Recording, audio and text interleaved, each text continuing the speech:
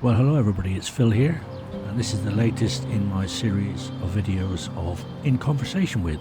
Today I'm with David Graham, who is a retired BBC television producer, starting his career in Toronto, Canada, and moving and working with the BBC, making current affairs and documentary programmes, and latterly through his own production company, continued this work with Channel 4. He has many interests, and we want to get into some of that, which include ecology, environmental sustainability, and more recently, aging and longevity. He's also going to tell us a little bit about Langport, where he spent a lot of his youth. So please follow us on our conversation, and I hope you enjoy the walk as well.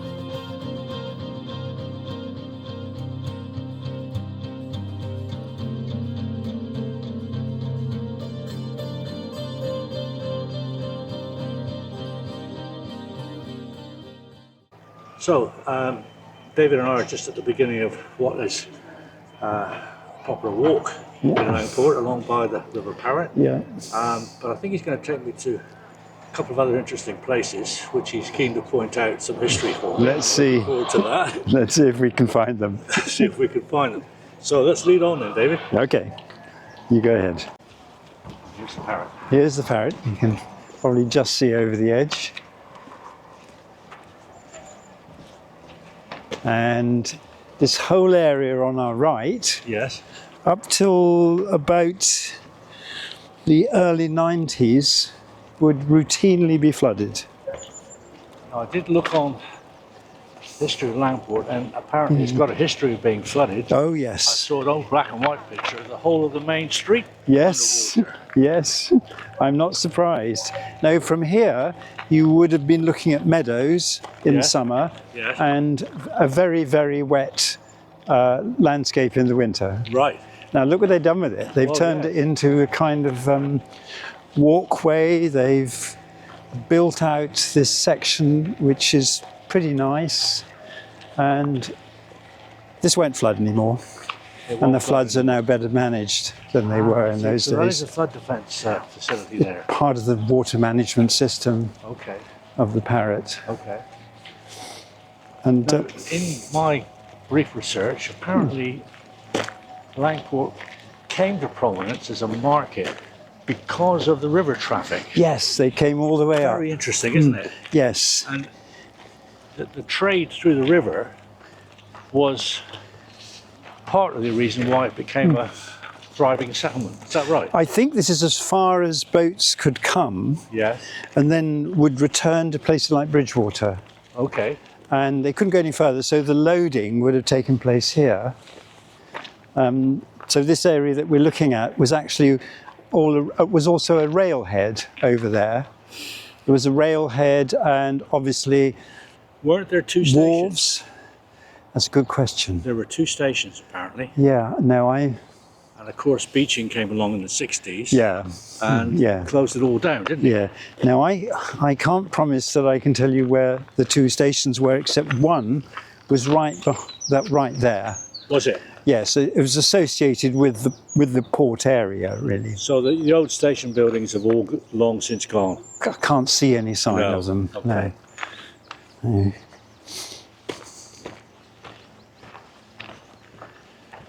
And the other thing that struck my attention when I had a look at Langport was it was one of the last battle sites of the English Civil War. And Cromwell's forces defeated the Royalists. Now I'm going to test you because Test I know that I'm not sure which side the battlefield was on. I think it was on the other side of the main street, Right. underneath, approximately where the London train goes, looking down on the moorland. According to the text, Yeah. it's split now by the road. Yeah, okay, the that makes backside sense. is split. We could. So I wasn't completely wrong. No, absolutely not. No. No. And, Yeah. But the exciting part of it, which I read, was that apparently the retreating royalists fled through Langport Right. to get away from Cromwell's forces, Right. who won that battle. apparently. And which direction did they flee in, I wonder? Well, I suppose towards Curry Rival or Bridgewater. Which way would they go? I don't know. I don't know either. Oh No. gosh. We've got some gaps in our historical novel in here. Historical knowledge, yeah. It was a long time ago. Yeah, indeed, indeed. But, it was a significant battle apparently Yeah. in the area, so Yeah. that makes Langport important in that respect. And having two stations here must have meant it had some significance too for trade. Yes, no, I think it was quite an important local facility, really, for assembling things from the countryside and loading them up and sending them off. Where I'm currently living, I'm living in Wellington, and before that, Tiverton. It's very much a textile area. And, the Fox brothers had a large textile mill in Wellington, which is unfortunately in ruin now at the moment. They're trying to decide what to do with it, but Yes, that's a big property, isn't it? it's a big property. Yeah, they had a mill out at Cold Harbour near Uffcombe, Yeah. which is still in working condition, run by steam. So that whole area was economically important for textiles. Yeah. But I'm not sure about up around here, what were the main commodities, or whether it was just agricultural products. I think it was just agricultural products. And obviously there were limitations in this immediate area caused by the flooding, so that they would bring cows onto the levels, as a part of the levels, I guess, extended parts of the levels over the summer. Perhaps you can explain to people what the levels are. Yes, what are the levels? Yeah. The levels are an area of land which in some parts are below sea level, Yes. which was flooded at the end of the Ice Age, as the ice melted, and the water gradually withdrew. So the English Channel had already been formed. Yes. By the end of the Ice Age, and some parts of the land were flooded at the time. And obviously that an area that was below sea level was a natural area to flood. So you've got this area of flooding with the ridges leading into it, like the sort of paws of a great big lion or cat. And the levels were the area that flooded pretty much every year. Okay. And I believe that We're on the edge of the levels here. we're right on the edge of them. And, excuse me. So there's not a really very clear account. Not a very clear account of the levels. I must do better next time. But that's more or less, for many, many years and until very recently, it was routine to see the floods, and the farming practices locally had adapted to it. Then I suppose as people built out into the levels and built more houses, there became more concern about the flooding. Okay. Yeah. And therefore you've seen much more management. We saw a bit at the beginning of the right. walk. Yeah. And it's not always been successful, as we know. Areas have flooded. But there's only one time or one or two times historically that the land which was once underwater and which then became land has been seriously flooded by the sea, which sort of went over the edge of it. That was in, I think, Bristol had a really bad flood some centuries ago, and a lot of people died. Okay. But other than that, we've lived with the levels, we've lived with the flooding, and it's gradually now being restrained by better management to allow for more building and to reduce or increase the productivity of the farming, I suppose. Well, didn't they flooded quite badly 2 or 3 years ago, didn't Yes, and you've got periodic floods like 2012 and 2014. they? You've got quite a lot of eco knowledge, and you're interested in sustainability and restoring habitats, aren't you? Yes, we have some land that we are And halving. one of the arguments at the time when levels were flooded was that they hadn't been dredging the culverts and the dikes. Is that right? And I think that's one of the arguments, and I think that's both true, but it's not the sole answer to it. well, I think one of the things they were saying was that a lot of invertebrates and different kind of wildlife would have been disrupted or destroyed by dredging. Is that right? Therefore, did yes. they do it or didn't they do it? Parts of it have been dredged. I don't know how much disturbance that implied. Right. I've never really looked into that. There's a bike behind you, but it's now gone past. And I think that there are also other issues like the management of the headwaters. Okay. So that in the case of the River Parrett, which we're looking at, the water, the flow down is controlled and the flow off the land into the Parrett is controlled. And other areas of the levels which flood, they've been surrounding with new plantations of trees which contain the runoff. I see. So there's managed reductions of very rapid flooding is taking place. Isn't this another reason why they now realise that draining wetlands was a bad idea? Is that Yeah, is that? thinking now Let me just think about that. Draining wetlands. to absorb excessive rainflow? Yeah. Well, if you've lived in the levels and near the levels for a lot of your life, like I have, you get used to these things called rines. It's a local name for, instead of hedges, you've got these little channels between fields. Okay. And that's the sort of day-to-day management of the water is achieved by these. It's only during the winter that they can no longer manage it and it tends to flood. Okay. Another place I was thinking that we could have met might have been interesting as well. And excuse me, I forgot the pronunciation wrong. But a place called, is it Muchelney?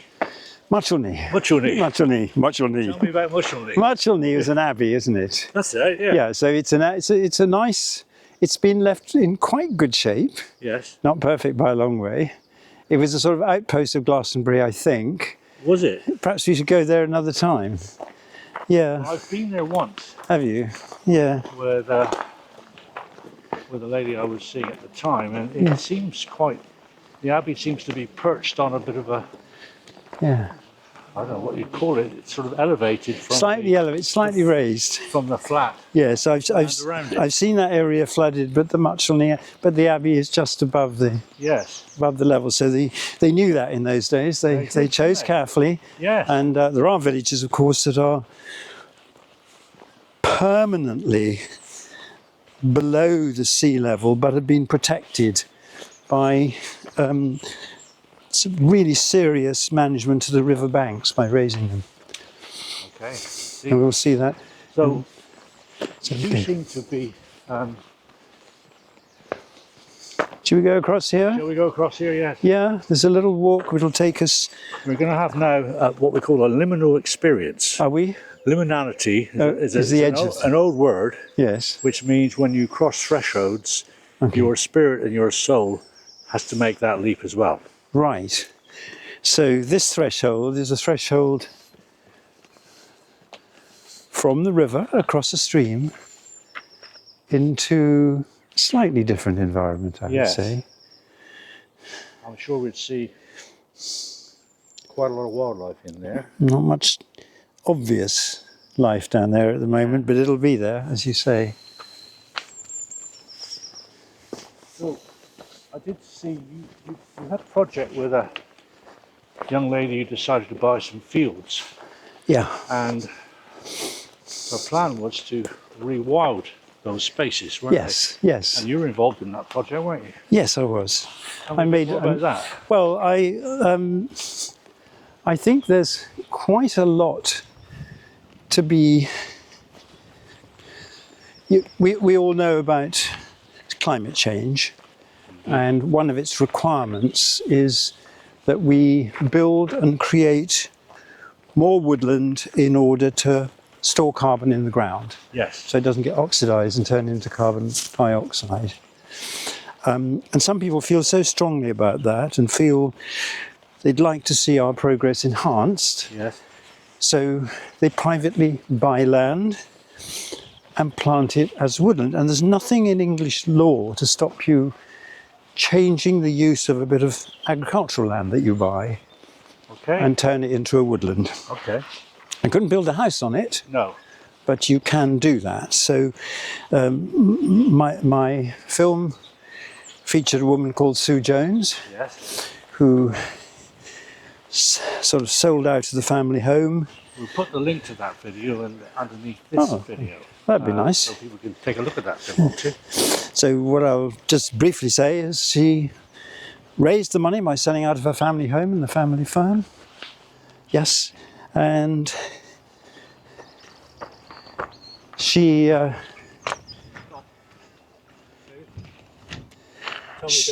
she raised money by selling out of the family home. She then found a 20-acre field, just under 20 acres, that was available. She bought it and she designed the woodland that she then plants on it. Wow. And she talks about, in the film, she talks about the issues, how she did it, what her plan was, why she was doing it, and also, to some extent, how that went down with neighbours, of course, whose view had been changed by the fact that they became aware quite slowly. It's really when the trees went in with the green guards on them, they said, oh, hang on, this is turning into something we hadn't really fully anticipated. Right. And that caused a bit of tension. Some people were fine with it and some weren't.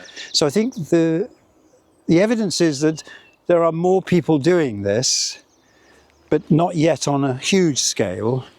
And we may see some problems and some resistance to this, and you can see that already being discussed. Paradoxically, if you were living beside arable land, which was intensively farmed, and widely used, and pesticides were widely used, you could easily, quite quickly, get sick, even though you're living next Really? to an arable farm. I didn't know that. Well, the reason why I say that, because this cropped up in Canada. I lived in Canada for a few years. Right. And people were getting sick from overspraying.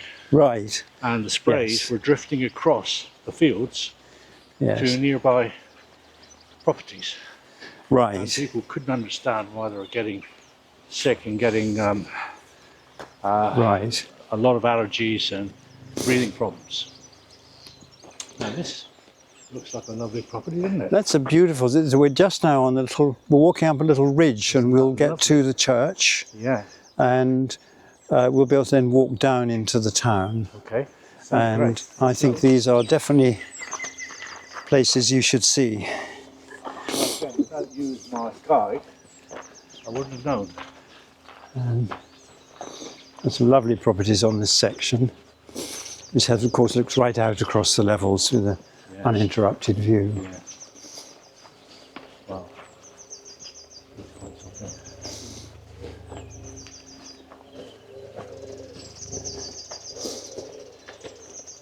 It's a lovely day to come out. We have indeed. This lovely environment. No, we've been really lucky with the day. So, presumably then that project is still ongoing, is it? And yes, oh yes, I was there about a month ago to help plant some of the trees that had died from the earliest planting. You lose a certain, if you plant a lot of trees, and she's planted literally, over 3,000 of them, you will lose some. Yes. And it's good to replace them. So there's a sort of second. She's also put some wetland in there, hasn't she? Yes, a part of it is pretty wet, but there's still a certain amount of planting in the wetland. Yeah. Willows, for example. Yeah. And the planting has, on the whole, been adapted to the characteristics of the different parts of the farm and the ground. So ahead of us, behind you, up in where I'm looking now, is what we call, what Langport calls the hanging chapel. And the rumour, or the usual explanation for that is when after the civil wars had ended and Judge Jefferies went around these assizes where he sentenced those. The famous or infamous Judge Jefferies. The infamous Judge Jefferies. Yeah. There's the chapel, and it is said that they were hanged from the inside of the chapel. Is that right? Yes. So he would have his assizes here. Yes, I don't know where the actual, where the courtroom was. But they would be hanged. But they would be hanged here if they're found guilty, which they nearly always were. Nearly always were if they're identified as supporters of the well, of course, opposing side. At that time, yeah. Witchcraft was a hangable offence, wasn't it? Well, I think Judge Jefferies was sentencing those who'd been loyal, had resisted the return of the royalty, wasn't he? Ah, okay. So, yes. Now, I'm getting mixed up with Dennis Wheatley's Witchfinder General. Well, I better get this right. Yes. That's right. So we're going to have to go away. Check the notes below for corrections. Check the notes. What was Judge Jefferies' role? When did he do this? Yes. And why? I will have a look at that, David, yes. and I'll put a link. That's very reassuring. You can find out. Please don't use my words if they were not correct. Now we're coming to the church, Langport Church, another church in it. Let me just quickly pan back to the hanging chapel. Yeah.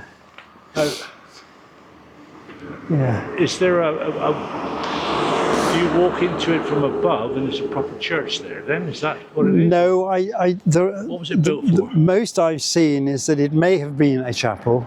Okay. May have been built as a chapel. What I'm mainly aware of now is there's a door on the right at the side, and you can go up there and there's a space which has been turned into a kind of gallery area. A gallery? Oh, wow. Yeah. So it's getting some use. I didn't see anything going on at the moment. Okay.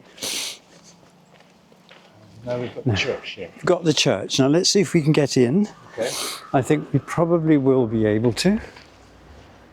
Should we start in the cemetery? Yes. And I'll show you something in the cemetery that might interest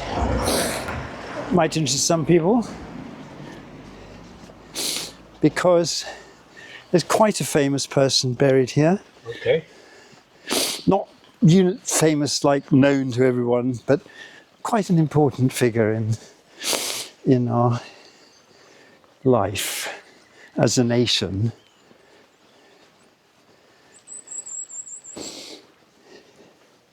So this grave here is the grave of Walter Bagehot. Now Walter Bagehot, I think you call him an economist now, and he wrote books about banking and money and politics, and that's because his family were the owners of what was then called Stuckey's Bank, which is basically based on a property just down on the road there. And he became a very important person, I think either founder of or first editor of The Economist, and he wrote books describing how the sort of politics of his day work. And he's quoted quite a lot because he's got a good way with words. And one of his quotes is, "You mustn't let daylight in on magic." So let the people believe the Queen runs the country, or the King, but actually she doesn't. It's run by a government or a cabinet, a prime minister, but that's more complicated, and you don't want to mess around with the picture that people have, to which they're loyal and which they feel they understand. And he was very good at observing how systems like that work. And he's a good writer. And of course, The Economist has become an establishment since really the middle of the 19th century. Yes. And I've dutifully subscribed to it for most of my working life. Until now. Well, I have, oh gosh, let's go there. No, I've cancelled my... When I look at this grave, yes, it reminds me of the grave of John Heathcote. Oh, right. In a church in Tiverton. Now, John Heathcote founded Heathcote's factory and revolutionised textiles. He invented something called the double bobbin, which increased the productivity of making textiles. And he moved down to Tiverton from the London area, where he built his practice, and he encouraged some of his best workers to come down with him. Right. That's how loyal they were to him. Right. And of course he was a Quaker. Right. And he built housing for them, and he put a school up in the factory grounds. Yeah. But here's the connection. When I looked at John Heathcote's grave in the churchyard in Tiverton, I was appalled at how neglected it was. And same here, right? Yes.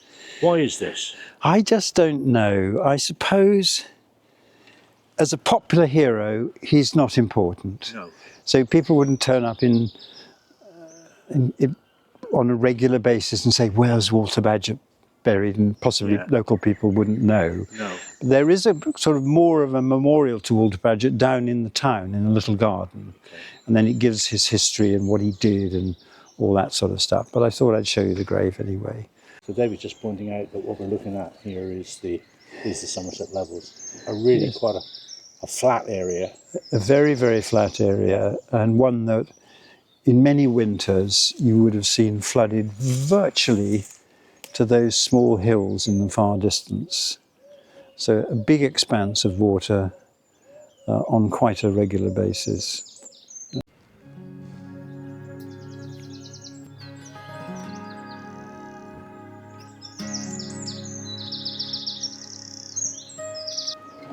I don't think there's a vicar here anymore. So here it is. So if you think, I mean, we can say it all again. If you think of where you live and some of the village churches we can visit, this is a pretty big I'm just place. Getting that impression as well. Yeah. This is a big church. This is a big church. This is a big church. So you could say, in the days when everyone went to church, and those days really lasted until certainly the end of the 19th century, then you've got a sense of the size of the community on a Sunday. For you to support a church of this size, assumes that there's enough agricultural wealth, landowners, farmers, to support a church like this. Yes, and you indeed, and it's. I mean, I'm not equipped to tell you all the details of the church and its key features. I remember coming here as a child. I don't remember very much about it, but it is a substantial church, and that tells us that Langport has a history of relative wealth, if you like, and a pretty medium-sized population.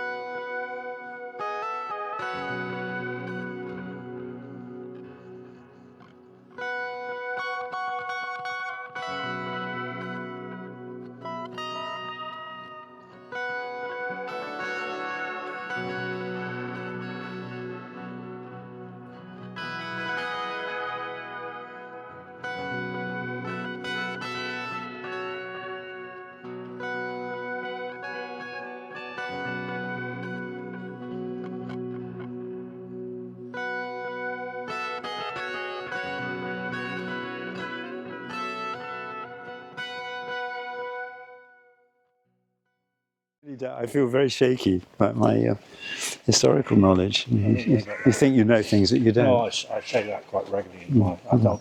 I'm just an amateur. Yeah. People who set up historically accurate walking videos, there's plenty of those. I just like being natural, anecdotal, and just chatting, really. So throwing in different bits. These are nice houses. If we go to the other side, there's some really nice houses up here, and I think it's a choice place to be because you get the height, which gives you a view across the levels to the horizon, rather like what we saw from the church. It's like old coaching house. Perhaps a bit more open. Door. It does indeed, doesn't it? It looks like something a bit special. Yeah, it does, doesn't it? And then there's some more houses over there. But down here, we have this very, very steep little hill, which takes us down to the busy part of town. And in a moment, you'll see it winding down the hill. If you can see the cars at the bottom. Yes. And if you're a cyclist, you've got to nerve yourself to get up here in one. So the old part of the town is what's settling in the valley, is it? Rather than up here. That's a good question. I sort of imagine that a lot of Somerset places were raised from the levels in order to stop, to keep them safe from flooding. As you say, a large area of relatively flat land, and then you've got these hills. So I reckon probably the origins of the town may have been on this more elevated area where the church is. Okay. And the sort of lesser. Some people have made an effort, haven't they, to give us something. We just walked past this man, and from the back he looked like a real figure. But He did, didn't he? To promote the tea rooms. Okay, eyes of the banks. Yeah.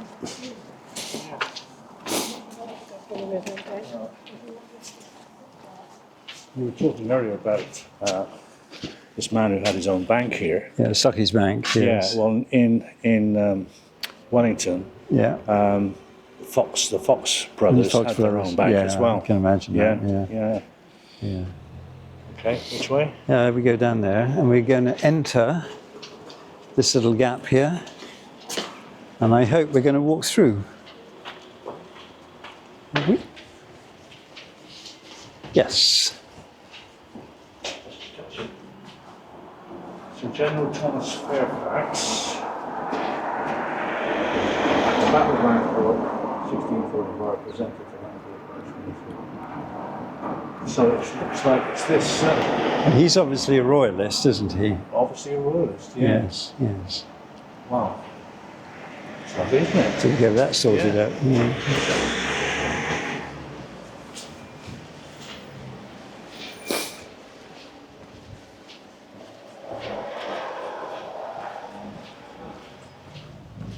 This is a little oasis, isn't it? It is a little oasis, and we could want a bit of quiet. We can walk down to the end, and we could also walk out onto the levels if we wished. I did see this pump in. Did you? When I was doing my research, apparently it was the technology that came up to try and deal with the flood. Oh, right. So it was a pumping device, if you like we still have, rather more advanced versions of. Yeah. I mean, there are now lots of pumping stations, aren't there, scattered around the area that's prone to flooding. Well, we've still got a few spring flowers, which is just gorgeous, isn't it?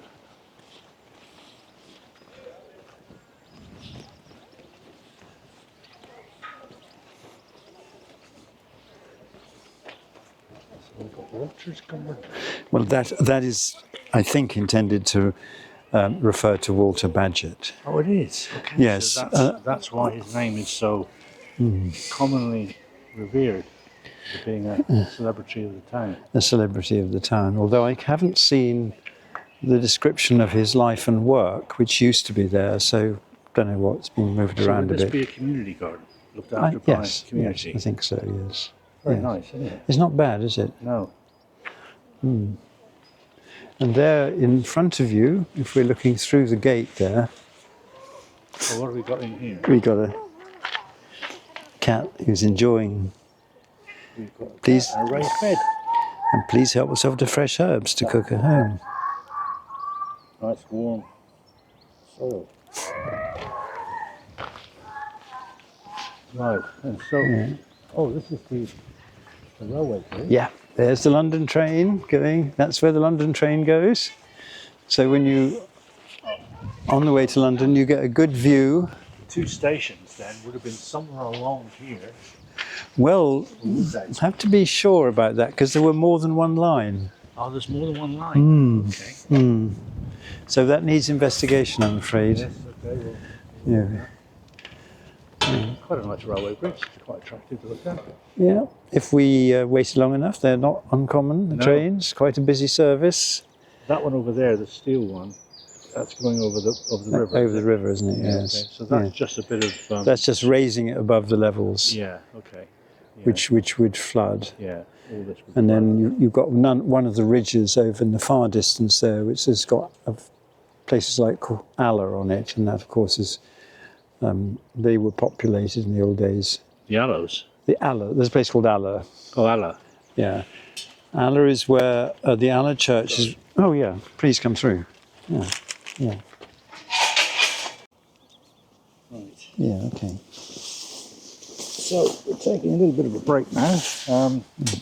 With David, we're in this rather nice little kind of oasis, and Yes.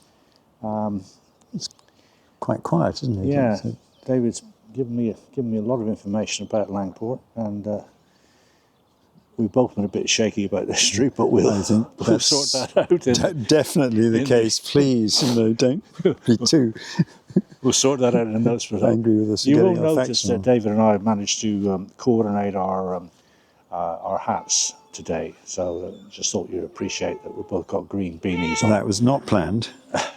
And now up here we've got someone else. And we've got a cat to share some space with Cat us as well. seems to know that there's a bit of celebrity available. Hello, Cat. So David, apart from your interest in the ecology and preserving the land and Yeah. getting land use back in a more equitable way, we talked about the levels and Yeah. projects you've been involved in. We're both 70 plus, and Yeah. I think you are interested in. See, cats never seem to age, do they?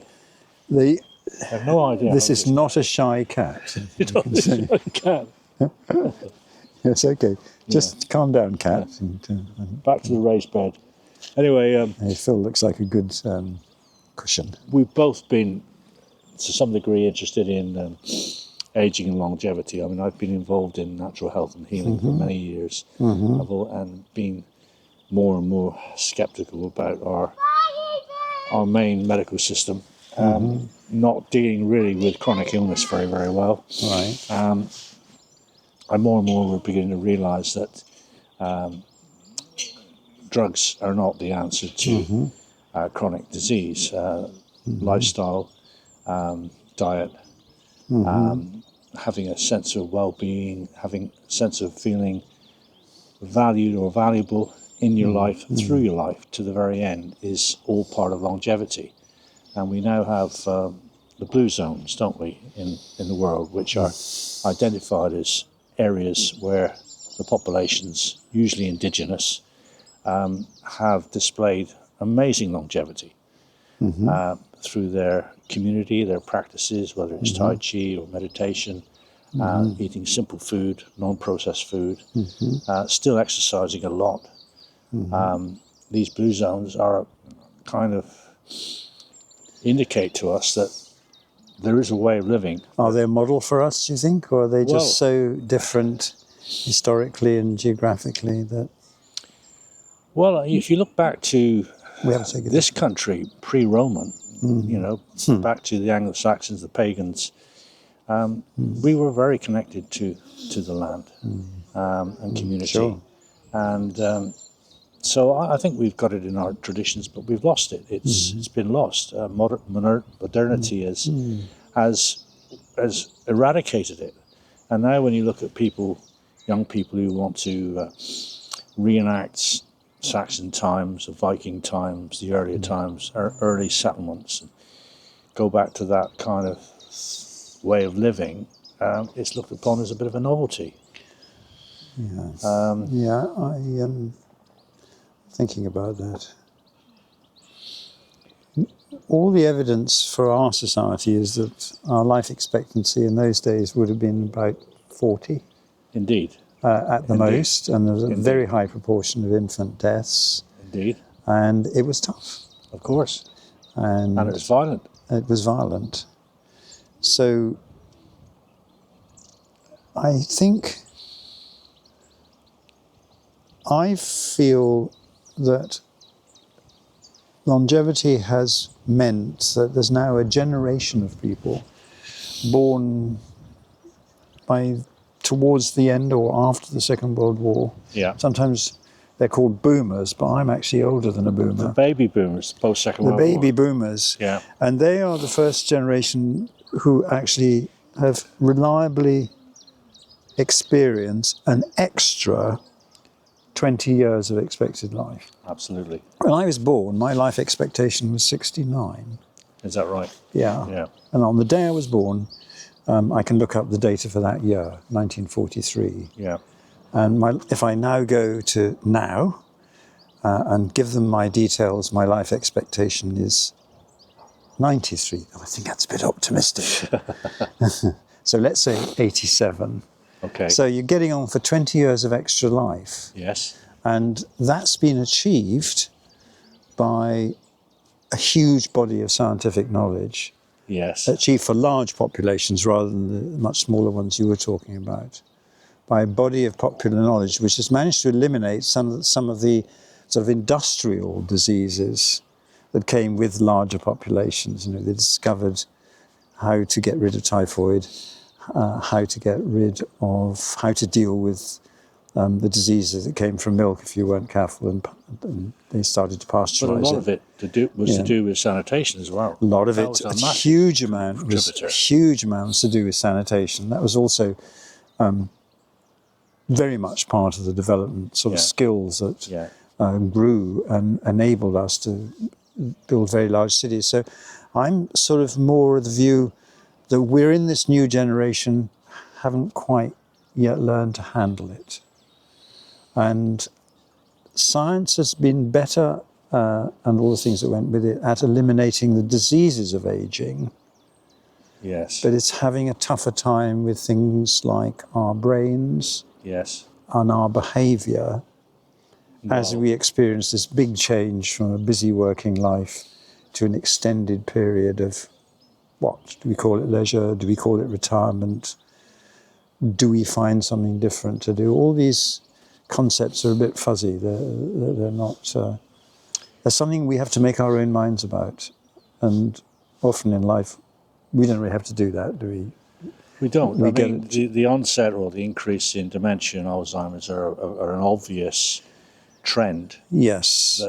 That you would associate with people probably living longer than historically, because people didn't live long enough to even develop a brain disease. Exactly, they didn't. So these are remaining diseases that need to be addressed. It's not just the diseases of the brain. We have routine, we're aging all the time, whether we like it or not. So we have routine loss of memory, which gradually encroaches on your productivity. You might find it harder to learn new things. It's very important to learn new things. Yes.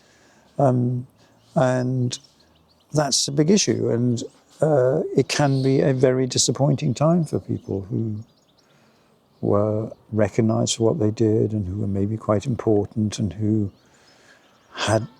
were the senior figure in the family's wealth and standard of living. That's a big item. It is. If you look at the indigenous populations where we talked about elders and elderly, where the elders still had a very important function in the community and were looked up to for wisdom, advice and guidance, and that in itself contributed to their longevity because they felt they were valued. They were valued and honoured, I would guess. Whereas we seem, and we were talking earlier in the cafe, that seems to be going, that our youth don't see us as valuable anymore.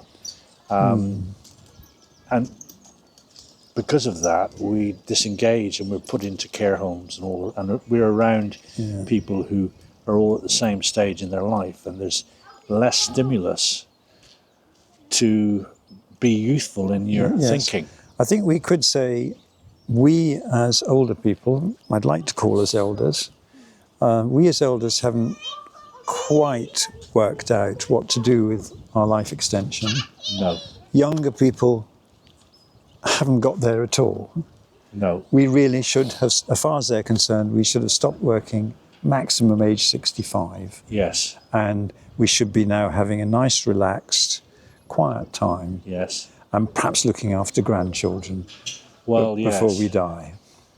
Well, you see, And that actually is perhaps not a model that you I've not experienced it. comfortable with. No, it's not a matter of not comfortable with it. I've not got children or grandchildren. Right.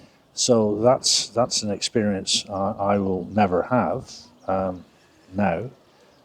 Does that make it harder?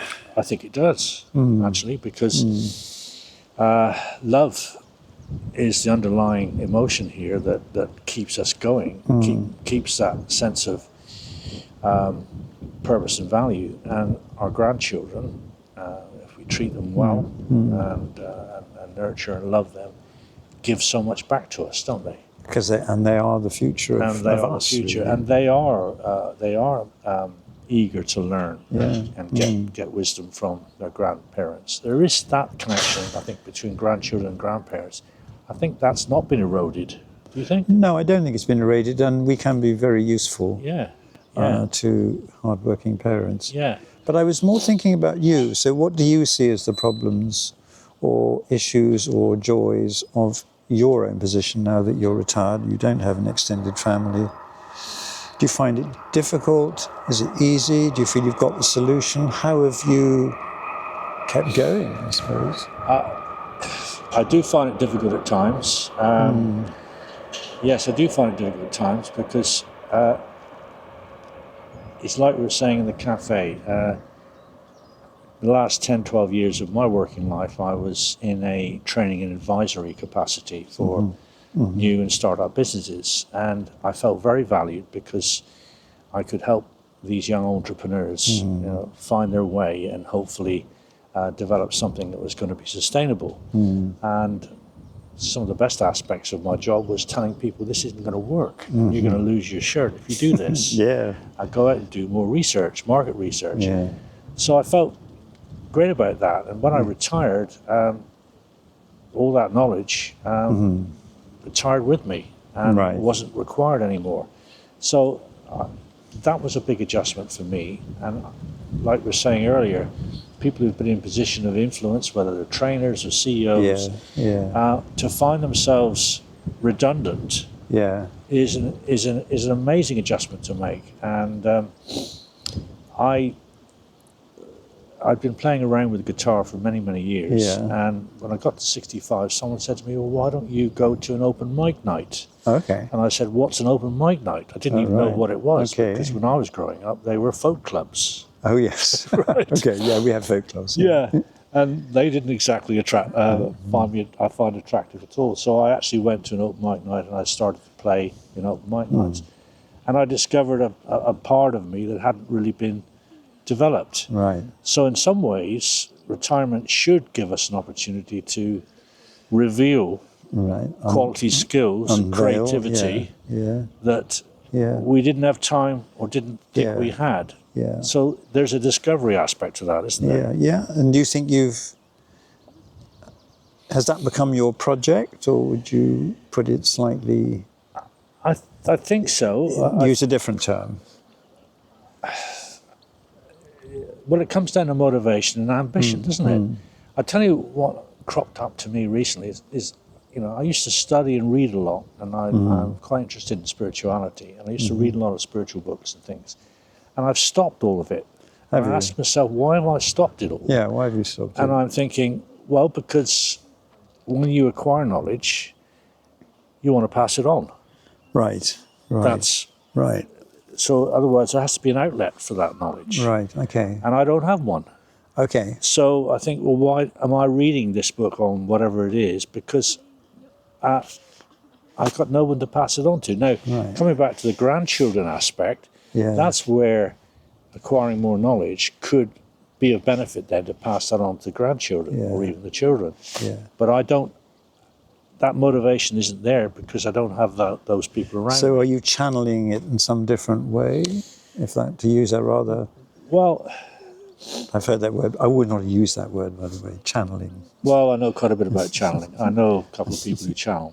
That's another discussion. Right. But whatever.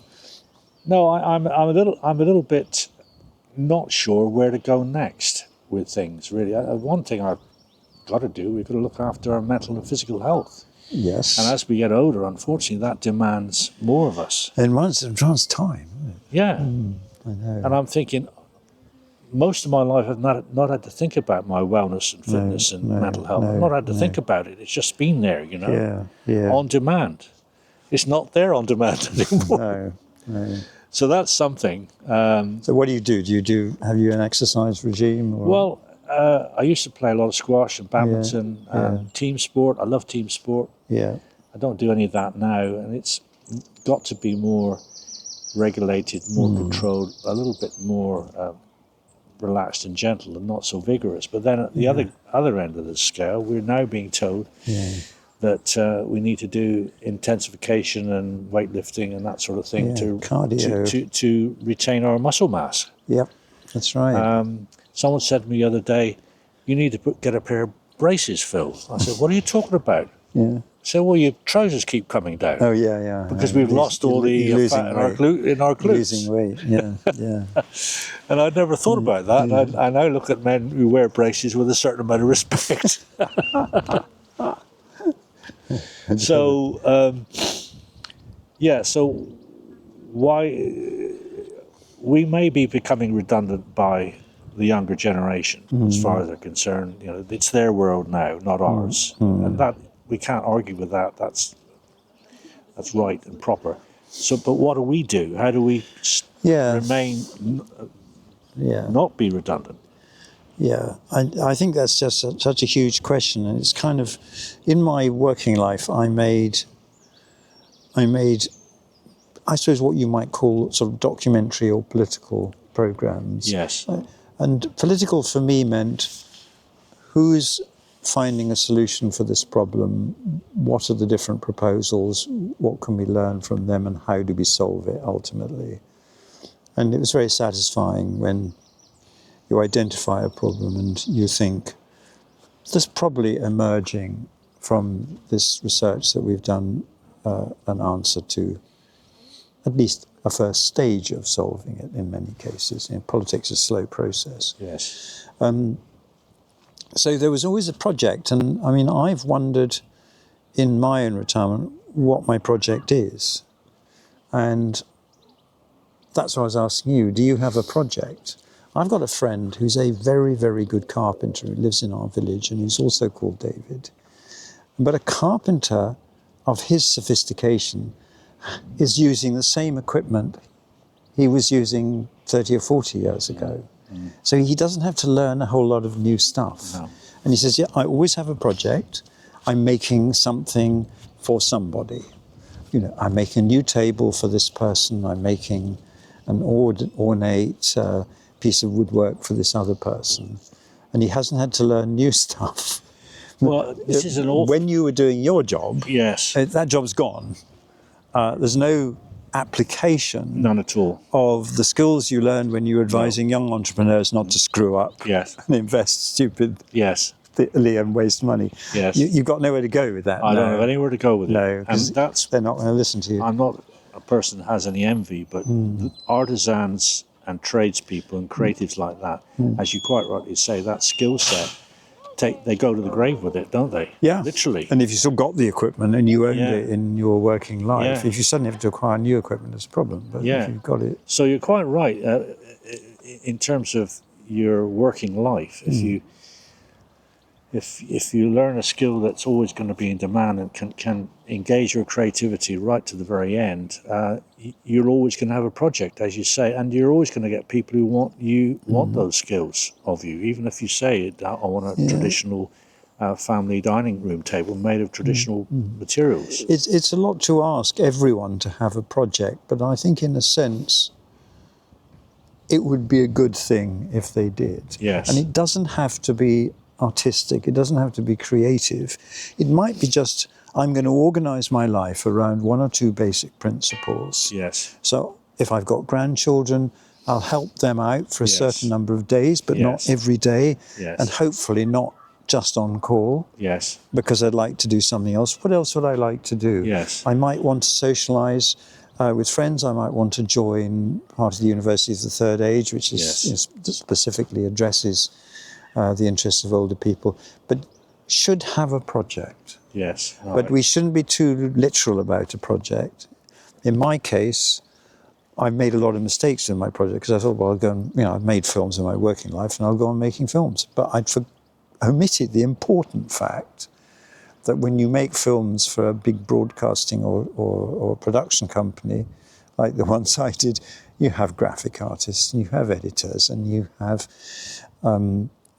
lots of other services. You have camera people, you have goodness knows what to help you do a good job. And basically all you were actually doing was writing a script. Yes. So it's taken me a while to realise that actually trying to learn all those other skills doesn't make a whole lot of sense, which takes us back to the old problem that those of us who are experiencing this extra life extension, as I call it, are entering it without, but having to make it up as we go along. There's no roadmap. There's no roadmap. No. I mean, you can sort of work a few things out, and sometimes it's inevitable what you do. But basically, there's no roadmap, and we have to work it out, and we have to deal with the fact that the roadmap should include two basic things. What skills are we going to need to execute what we want to do? And how are we going to deal with the things that are happening to us as part of the aging process? We can't try and learn too much too fast. We've got to keep ourselves as healthy as we can, and that requires more hours of exercise. It does. And the loss of independence is one of the biggest loss of independence, and there's a great fear of just transitioning away from a person who was influential or important to a person who has to recreate a life that no longer includes, at least initially, the recognition of other people. So that's, I think, my way of describing the space I think we're in. Does that take you towards some sort of existential faith or belief then, eventually? I'm not sure. I don't think so. I think it just says, I'll be absolutely blunt. The other factor is, it's harder to acknowledge, but we are now a cost to the society we live in. We are. And it's a big cost, and it's growing. It is. And it's troubling a lot of countries that are advanced. The demographic projections are frightening, aren't and they? the demographic projections are quite frightening, and we are part of that. Yeah. And, whatever I say, however, we may try to keep fit. Some of us are going to get really sick, and we're going to be quite well looked after. And we are lucky in that respect, and that is a cost. So we are a cost. And I find myself, having done programs about economics and programs about social issues, beginning to think, well, what's the answer to that question? And I haven't got one. Assisted dying is one answer. Well, yes. And that's coming on in many countries now. Yes. Now, what do you think about that? Well, apart from the safeguarding aspects, which are quite difficult, aren't they? It's a matter of, I have a friend who inspired me with guitar, called Chris, and we kept in touch many years after I came back to the UK from Canada, and he developed Lou Gehrig's, which is some kind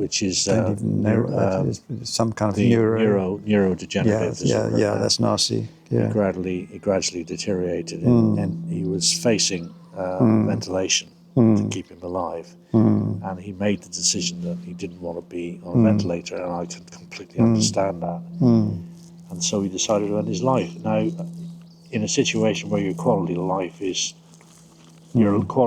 path is going to be very, very poor, then I see a place for it.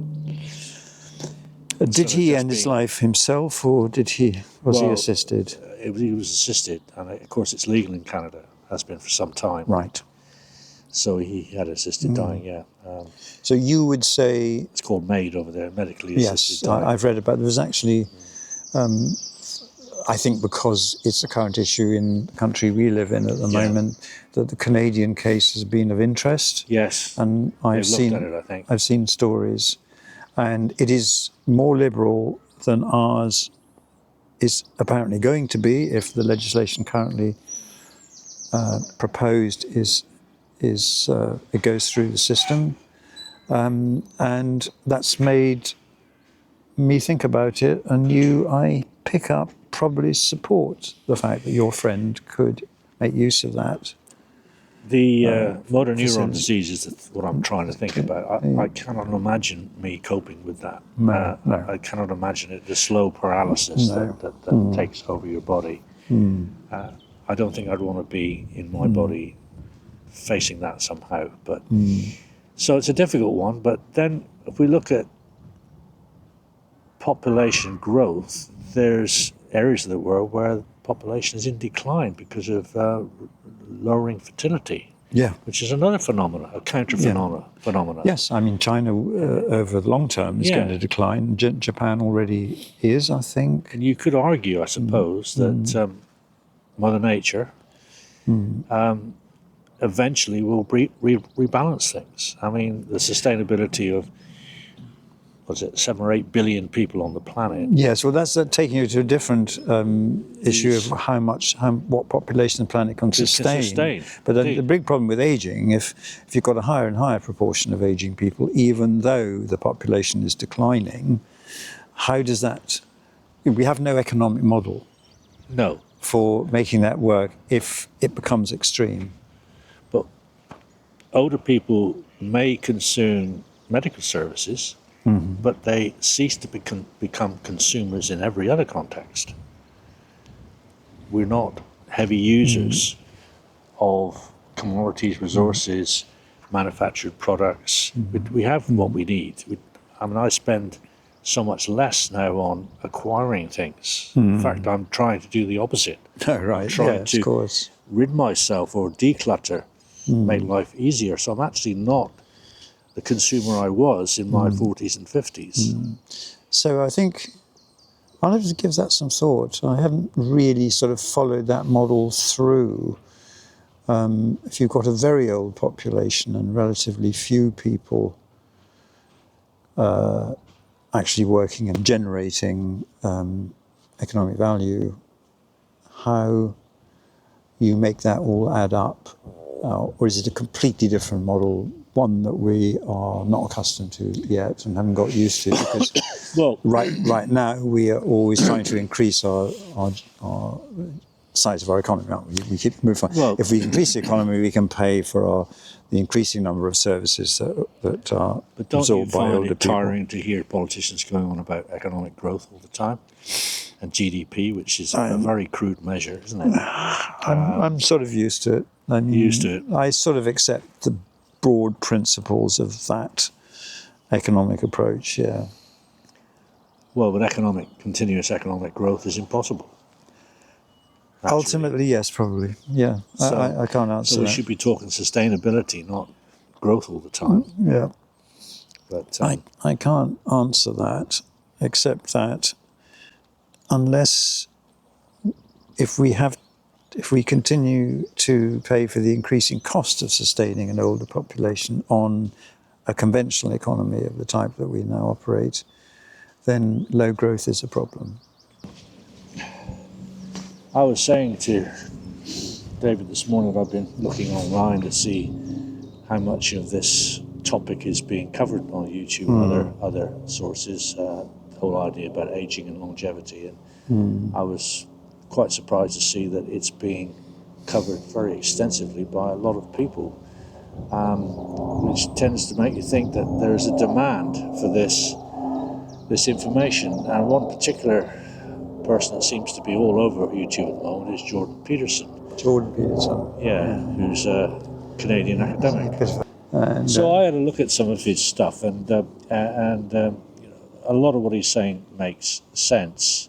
And I was thinking about, well, what are the solutions? He sort of presents the problems quite well for people of 70 plus, and what could be the solution. So some of the things he says is, one of his is aging and solitude and the subtle erosion of social bonds. It's quite a Yeah, that's a big one. quite a statement. Yeah, no, I think it's probably justified, isn't it? It can happen. It can happen, and I've noticed it happening in many ways. He goes on to say about, we visit people less, we reach out less, we feel that there's a growing distance between ourselves and the world that we once engaged in with so freely. And we did engage with the world freely. We didn't have to think about it. We were in the middle of it. We were contributing to it, weren't we? Yeah. Yeah, I think socialisation, I know I've often read, there is advice for people like us around, and there's quite a lot of it actually. And one of them is, you keep your brain working if you keep talking to people, because it's quite an important exercise of the brain. Exactly. To listen to someone else, to respond to them, and keep that process in play. So I accept that, and I can feel, I don't know about you, but I can sort of feel, yes, I do quite enjoy being on my own, and possibly I sometimes make a choice at the expense of meeting people and seeing people. Yes. And I don't know if you share that experience. I am doing that more and more. Being in a social situation, gathering people you don't know, I'm finding it, I've got to push myself a little harder than I ever used to. Right. To do that. Yeah, so that's one. That's definitely one thing I've noticed. He goes on to say... I can't disagree with that, can we? He says the world moves on without you. One of the hardest realities of aging. When we were younger, our presence was demanded of. We were welcomed into gatherings. We were the centre of responsibility, decision making, and conversations. Not every job actually. Not in every job. No. has those ingredients. No. I know he's a well-known figure, yes. and he probably always has been quite the centre of a degree of attention. Not every job has that feature, but he's right. I think everyone feels that in some way, perhaps not quite on the same he says, velocity. The phone rings less, we get less invitations. Frequently, this is one, frequently people assume that you're fine on your own. And we don't want to express to people that we're lonely or feel isolated. We don't want to express that. Particularly men don't. I think perhaps women are more prepared to do that. So men tend to not want to show that sense of being isolated or feeling lonely. I think it's nice, and I have a little difficulty with that, because he's sort of, I don't know where he's reflecting that from. I don't think Jordan Peterson is 65 plus. Is he talking about something that he observes rather than experiences? Well, his training was in psychotherapy, wasn't it? So in his psychotherapy training, he knows that about people. Yes. He would have been dealing with the extremes of emotion. But he's not suggesting what you do about that, except by implication that you shouldn't let your social life drift into a more solitary mode. No. So I agree. Well, can we disagree with that? I don't think so. Are you making enough effort to maintain a social life, which is one of the features we're constantly taught is a good way of keeping, yourself functioning? Probably not. It seems we both got to do something about that. We probably are in the same boat there, but some people do make huge efforts to maintain their social communities and relationships. I don't make enough effort, I have to confess. I do a lot of stuff from a solitary point of view. Even when I play music and people say to me, would you like to contribute or to join a duo or a trio or anything like that, I'd shy away from it, because I just want to do my own. We're all thing. going to be different, aren't we? We all gonna be different. Some people just love being in company. Yes. And talk a lot and are very vivacious, Yes. and some people aren't. True. So I don't think it's a simple answer. But no, but if we're observing a certain group, a certain age group, then you can draw certain trends or behaviours that are consistent with that group. Yeah. That can lead to isolation, loneliness, chronic illness, etc. And so observers like Jordan Peterson and others will pull these trends out and try to explain them. But perhaps more importantly, once we know what they are, then what do we do about them?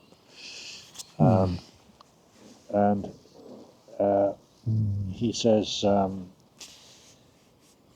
some of the people you relied on are not there in the same way. That's true of long-term friendships, I find. I've got quite a few long-term friendships, and they are not there in the way they used to be. Not that they don't want to be, but their lives have also changed, and their priorities have changed. Lack of mobility. And it can be that, can be that too, I mean, we do get tired. Yes. More easily. Yes. And I find a day we live in the country side, don't we? So a day in London for me can be pretty exhausting. Yes. And I have to think about things I didn't used to have to think about. You know, which station do I use to get to this place? Yes. And it all just gets a bit harder. The complications of travel, gets harder. It gets harder, as you say. And there's that fear of getting lost or missing a train or what do I do if this goes wrong? So this is where I don't think we're going to solve the physical problem of simply forgetting, not learning as fast as you did before. No. Not having the same control over your sort of the processes of life. Yes.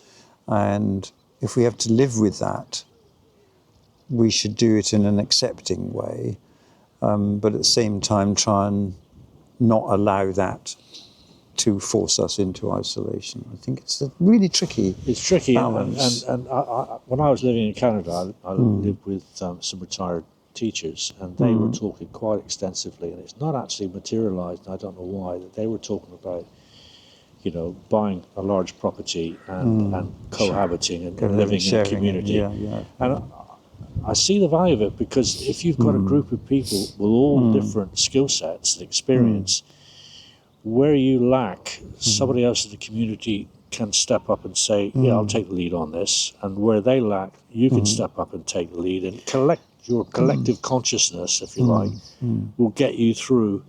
So that's certainly, it doesn't suit, not for everybody, it's but not that's for everybody. Certainly a good idea that we haven't heard very much about lately. Why is that? Why is that? That's worth examining. I'm going to have a look into that. Community living. Community living. I'll have a look into that. I'd like to know more about why it's not working, or if it is, why we're not hearing about it. Because it strikes me as being potential. A method of developing resilience in our later years. That we couldn't have that resilience individually, but collectively we can. It's a stage before the old folks' home, though, isn't it? If you look at those particular aspects, some of the aspects he's pointed out, then you say, well, does this have to happen? And if it's better to avoid it from happening or mitigate it in some way, then what would be the strategy to do that? And how would you teach that to people if they wanted to learn it? Yeah, I think that's a very good way of putting it, because neither of us have perhaps found exactly that sort of teaching. No. Which would be relevant to us. It doesn't take us in a whole new direction. It's relevant to us. We can take advantage of. I found a bit of, on the internet, I've looked at productivity issues, advice about how to build new habits, how to deal with, your working day so you don't lose momentum. Yes. And some of that I think is pretty helpful. There's a book called The Atomic Habits, and I think he's got some, some really good advice in there about ways of keeping yourself going. Okay. So that's a fairly modest Your point about productivity is good. I sometimes ask myself, well, what did I do today? What did I achieve today? Could I have got up an hour earlier and done more in that time? But then another part of the small voice in the back of your mind says, well, look, I'm retired. Why do I need to put myself under this productivity pressure? Right, yes. Is it pressure? Habit, of course, once you've got a habit, it's not pressure anymore, is it? No. And so I'm quite, at the moment, I'm thinking about, it may be a bit laborious to build a habit if you think you'd like to acquire that habit. Yes. But it's worth the investment, because if you proceed with it properly, you probably will turn it into something you simply want to do. Well, that's it. I have a friend. Well, he plays very good. He plays very good southern blues on guitar. Very good. Oh, right. He's a very disciplined player. No, he tells me when I meet him, he says he plays for at least 2 hours a day. Oh, right. Right, and I don't. No. And I don't. I think, well, perhaps if I did play for 2 hours a day, I'd be as competent he is. But he doesn't have to push himself to do that. He wants to do that. Yeah. But then it does become a habit if you do it every day, isn't it? Exactly. Yeah. So I think it just works. So that productivity question is a very good one. And what is the right level of productivity for you? And that's probably the way you could coach someone into asking that question. Well, how do you want to lead a productive later life? And if so, what would that look like? Yeah. Well, that's that's the goal side, isn't it? Figure out your project. Yeah. And I think a project used in a very broad sense is the right way to look at it. Yeah. Try and get the detail of it. How does that work in partnerships then? Because I'm not in a partnership, you are, and by the sounds of it, quite a long-term partnership. Yeah. How do you work that out between you? I think it's unlikely that you're both on the same project. It sometimes happens. Yeah. There are partners who work together on things and work very well. There might be some complementarity, but it's the same project that they're part of. That's not the case. No. Imogen, my wife, was a picture researcher, which means she's expert in finding the right pictures for, in her case, mainly art books. Okay. So you've got to find the picture. That's the owner. We need to acquire the rights. We need to get it. So that's not what I did. I worked in television and I made television programs. So no, we don't share that now. She's more sociable than I am. I have built a little studio and I work in it, and I'm trying to build a skill set that will let me do something at a reasonable level of productivity. Right. So it's that simple, really. Okay. No. And she's extremely tolerant, and